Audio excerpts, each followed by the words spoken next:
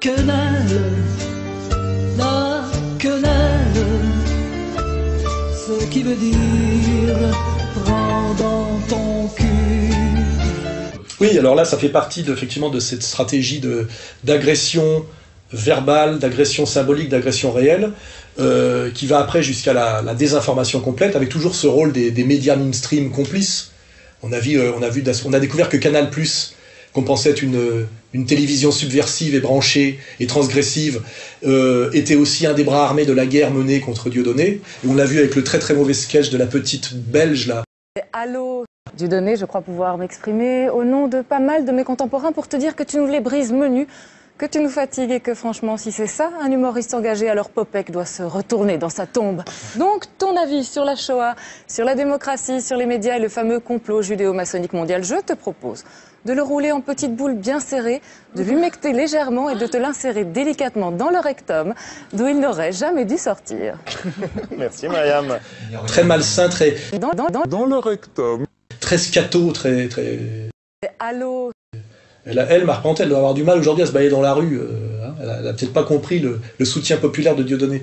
Dieudonné est devenu le porte-drapeau d'un prolétariat de plus en plus révolutionnaire, composé d'hommes et de femmes de toutes les couleurs, de toutes les religions et de tous les milieux. En insultant Dieudonné, tu insultes la France.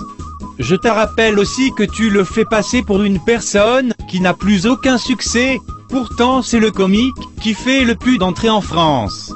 Et pendant qu'il remplit des zéniths, toi c'est ton cul que tu te fais remplir de bites, pour avoir le droit de continuer tes chroniques, de petite pute faussement cynique. Car tu n'es rien et tu le resteras. Effectivement, le CRIF a dû lui envoyer une lettre de félicitations. La Shoah. Shoah, nanas. Mais elle est un peu obligée de raser les murs dans le monde réel, parce que c'est ça la situation. Il y a le monde réel, et puis il y a Allô l'oligarchie et les médias au service de l'oligarchie. Donc là, dans la désinformation, on a vu qu'il y a un tel phénomène de masse sur la quenelle. Quenelle, Qui est faite à peu près par tous les corps constitués et tous les braves gens de France. Au cas où vous le sauriez pas, Dieudonné a inventé la quenelle. C'est à peu près comme ça. Selon les ligues de défense juive, ce serait un salut nazi inversé. Mais c'est quoi cette connerie ?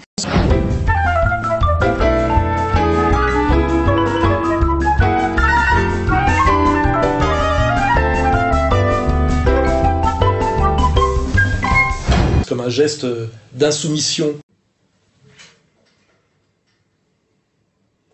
Ah, Hitler. Oh, la quenelle. Ah, Hitler. Oh, la quenelle. Donc, sa quenelle, c'est un signe nazi. Alors, arrêtez de croire que Dieudonné, il fait son signe comme ça, pour reculer l'État, c'est un signe nazi. Ce signe a envoyé des millions de personnes dans les chambres à gaz. Une sorte de salut nazi inversé, et en quoi C'est entre le bras d'honneur et le salut nazi. Voilà, les deux, c'est ambigu. Il est clair que c'est un salut nazi inversé. Au lieu que le bras soit tendu, il est baissé. On met le bras ici. La quenelle, donc le geste qui est assimilé pour certains à une espèce de salut nazi. On poursuit avec cette affaire qui pourrait bien avoir des dommages collatéraux inattendus. Donc ça, vous nous l'avez dit, c'est les problèmes de la quenelle. Et puis un geste proche du salut nazi. Ah, Hitler. Oh, la quenelle. Ah, Hitler. Oh, la quenelle.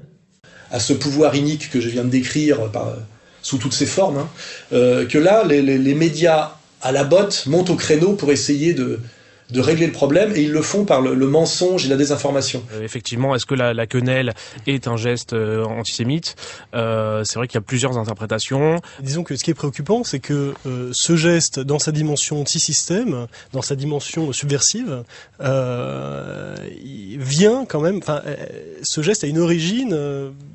antisémite, quoi, c'est-à-dire les spectacles de Dieudonné. Donc c'est quand même inquiétant que ce truc se popularise. Donc aujourd'hui, ils essaient de faire croire, sous les ordres de l'extrême droite sioniste, que la quenelle, ce geste d'insoumission, serait un geste nazi inversé. La signification du geste est floue, symbole anti-système pour les uns, mais pour d'autres, il s'agit clairement d'un signe antisémite, et ils s'en sont plaints directement au président de la République. C'est le geste inverse du salut nazi.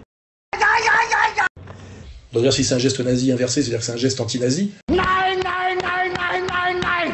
Au sens symbolique, c'est vrai, c'est un geste d'insoumission à un pouvoir violent, inique et même profondément racialiste. Donc c'est peut-être effectivement un geste anti-nazi, c'est possible. Ça l'est même certainement. Mais eux essaient de faire croire que c'est un geste de sodomisation des victimes de la Shoah. C'est une sodomisation, hein, et d'ailleurs très souvent il a accompagné les explications de ce geste, et particulièrement à l'attention des victimes de la Shoah. Bon, c'est sa ligne, c'est son obsession. Alors là, c'est tellement obscène et grotesque, parce que c'est évident que quand on voit Dieudonné, on pense immédiatement à Adolf Hitler, vous voyez, que je dis... c'est même bien parce que ça contribue à disqualifier de plus en plus les médias comme menteurs systématiques. C'est même dangereux parce que les gens qui disent que ça, c'est un geste de nazi et que Dieudonné est un nazi, comme ce sont les mêmes qui défendent la thèse officielle sur les chambres à gaz, c'est dangereux parce que des gens pourraient se mettre à en douter. Quelqu'un vous en doutez? Vous voyez, tellement il se disqualifie. Donc c'est stratégiquement très bête, très brutal, parce que ces gens-là sont d'une très grande brutalité, c'est ce qu'on découvre un peu plus. Et je pense que ça, une fois de plus, se retournera contre eux, exactement comme quand Bernard-Henri Lévy a déclaré la guerre à Dieudonné dans Le Point, il y a déjà maintenant 10 ans. Hein. Écoutez, je crois qu'il n'est pas condamné par des personnalités comme moi, je crois qu'il est condamné aujourd'hui par tous les gens à peu près raisonnables. Là, je crois que les gens sont écœurés, quoi. Il y a un moment où trop c'est trop, il y a une espèce de nausée. Les Français n'aiment pas ça. Je crois qu'on est... La France est un pays beaucoup plus sain que ça.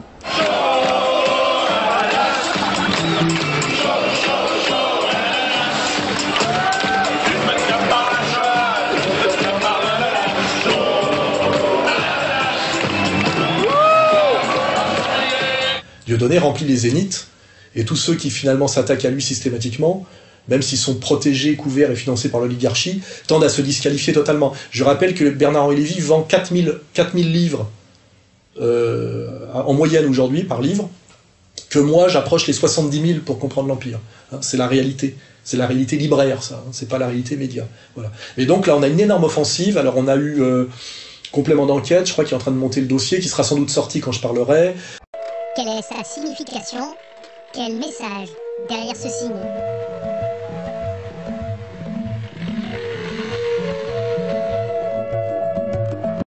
Allô? Monsieur Soral, bonsoir. Nous décidons de l'appeler. Avouez, monsieur Soral, que vous entretenez une certaine ambiguïté quand vous le faites dans un endroit aussi symbolique, ce geste, que le mémorial de la Shoah. Pas pour moi. Pour moi, c'est symbolique de rien du tout. Ça veut dire, vous les sionistes qui vous servez de la Shoah pour nous terroriser, nous empêcher de critiquer un État de type néo-nazi qui est l'État d'Israël actuel. Cette manipulation, ce chantage ne marche plus. C'est ça que ça veut dire. Alors nous, on dit oui, on a le droit de parler de tout, même de ça, et on vous emmerde. Vous voyez, vous entendez bien ma phrase? On vous emmerde, voilà.